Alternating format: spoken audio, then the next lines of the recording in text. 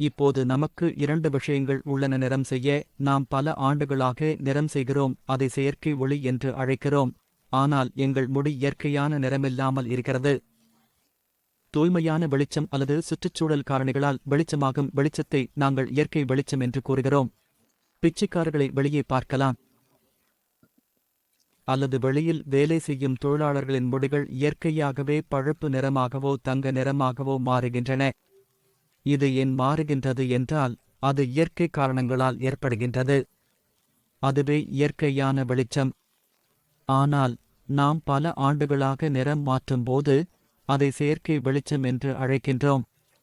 செயற்கை வெளிச்சத்திற்கு இரண்டு பொருட்கள் உள்ளன, ஒன்று நிறம் குழாய்கள் மற்றும் மற்றொன்று டெவலப்பர்.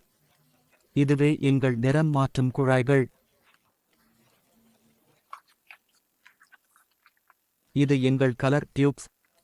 கலர் டியூப்ஸ் என்பது வாடிக்கையாளரின் விருப்பத்திற்கு ஏற்ப வெவ்வேறு அழகான நிறங்களில் கிடைக்கின்றன. வாடிக்கையாளரின் விருப்பத்தை பொறுத்து அவர்களுக்கு மிகவும் பிடித்த நிறம் கிடைக்கிறது.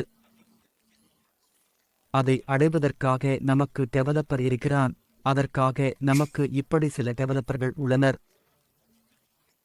डेवलपर जो आते हमारे वाले मादा है वाले मादा है और वाले मादा है वाले मादा.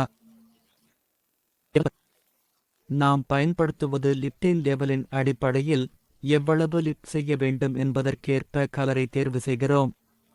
உதாரணமாக, ஒருவரின் முடி 4 நம்பர் என்றால் அவருக்கு 6 நம்பர் கலர் வேண்டுமென்றால் 4 6 வரை 2 லெவல் வேண்டும். 4க்கு பிறகு 5, 6 ஆகலாம். எனவே ஒரு லெவல் லிப்ட் செய்ய 20 வால்யூம் பயன்படுத்த வேண்டும். 2 லெவல் லிப்ட் செய்ய 20 வால்யூம் பயன்படுத்த வேண்டும். ஆனால் 3 லெவல் லிப்ட் செய்ய 30 வால்யூம் பயன்படுத்த வேண்டும். அதற்கு பிறகு முடியின் நலனை பாதுகாக்க ஒரு பேரியர் கிரீம் பயன்படுத்துவோம்.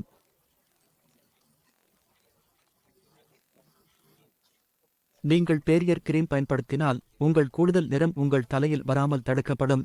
அதனால் நாங்கள் இங்கு பேரியர் கிரீம் பயன்படுத்துகிறோம்.